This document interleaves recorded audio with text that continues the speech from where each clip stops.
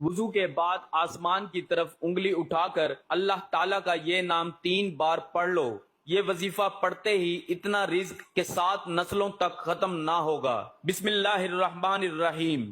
محترم ناظرین، وضو کے بعد آسمان کی طرف انگلی اٹھا کر اللہ پاک کا یہ نام مبارک بس 3 دفعہ پڑھ لیں، اتنا رزق آئے گا کہ 7 نسلوں تک بھی رزق ختم نہیں ہوگا۔ ناظرین، ہماری نظر میں وضو صرف منہ ہاتھ دھونا ہے، لیکن آپ لوگ شاید وضو کے فائدے نہیں جانتے ہوں گے۔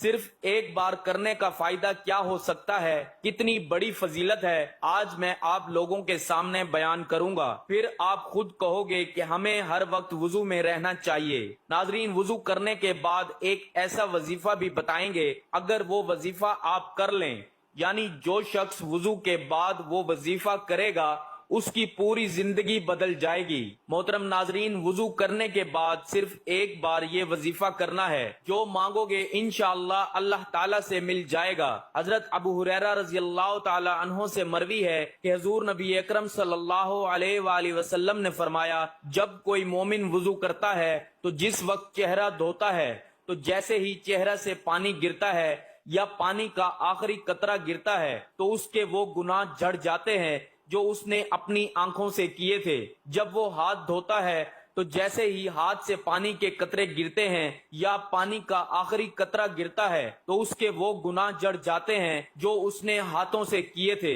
اور جب وہ اپنے پاؤں کو دھوتا ہے تو جیسے ہی اس کے پاؤں سے پانی گرتا ہے یا پانی کا آخری قطرہ گرتا ہے تو اس کے وہ تمام گناہ جھڑ جاتے ہیں جو اس نے اپنے پاؤں سے کیے تھے، یہاں تک کہ وہ گناہوں سے پاک ہو جاتا ہے۔ مسلم الصحیح کتاب الطہارت باب خروج الخطا یا مع الوضو۔ حضرت ابو ہریرہ رضی اللہ تعالی عنہ سے مروی ہے کہ حضور نبی اکرم صلی اللہ علیہ وآلہ وسلم نے فرمایا، قیامت کے دن تم اس حال میں اٹھو گے کہ تمہارا چہرہ اور ہاتھ پاؤں وضو کرنے کی وجہ سے سفید اور چمک رہے ہوں گے، لہٰذا جو شخص تم میں سے طاقت رکھتا ہو وہ اپنے ہاتھوں، پاؤں اور چہرے کی سفیدی اور چمک کو زیادہ کرے۔ حضور پاک صلی اللہ علیہ وآلہ وسلم نے حضرت سیدنا انس رضی اللہ تعالی عنہ سے فرمایا، باوضو رہنے کی عادت ڈالو، کیونکہ ملک الموت جس بندے کی روح قبض کرتے ہیں اس کے لیے شہادت لکھی جاتی ہے، لیکن افسوس کا مقام ہے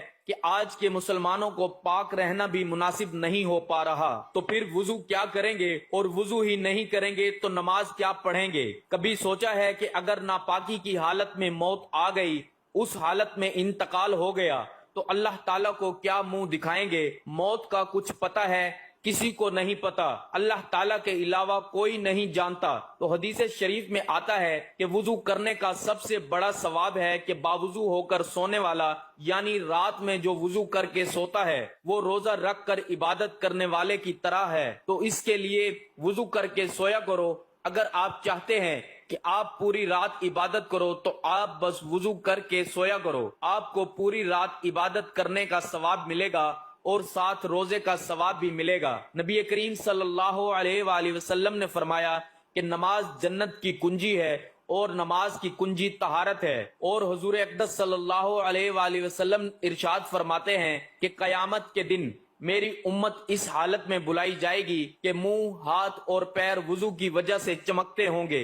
صحیح بخاری۔ جو وضو کرتا ہے اس کے نامہ اعمال میں اللہ تعالیٰ 10 نیکیاں لکھ دیتا ہے۔ وقت کی نزاکت کو مد نظر رکھتے ہوئے وظیفے کی طرف چلتے ہیں۔ وضو کرنے کے بعد اگر کوئی شخص یہ وظیفہ کرے گا تو انشاءاللہ اس کی تقدیر بدل جائے گی۔ تو سب سے پہلے آپ کو وضو کرنا ہے، اس کے بعد چلتے پھرتے آپ لوگ اس وظیفے کو کر سکتے ہیں، یا آپ رات کے وقت سونے سے پہلے وضو کر کے اپنے بستر پر جاتے ہیں تو بیٹھ کر تب بھی آپ اس عمل کو کر سکتے ہیں۔ سب سے پہلے آپ نے 3 مرتبہ درود پاک پڑھنا ہے۔ ایک دفعہ میرے ساتھ پڑھیں، اللہم صلی علی محمد وعلی آل محمد کما صلیت علی ابراہیم وعلی آل ابراہیم انک حمید مجید، اللہم بارک علی محمد وعلی آل محمد کما بارکت علی ابراہیم وعلی آل ابراہیم انک حمید مجید۔ درود پاک پڑھنے کے بعد یا حیو یا قیوم کو بس 3 بار پڑھنا ہے۔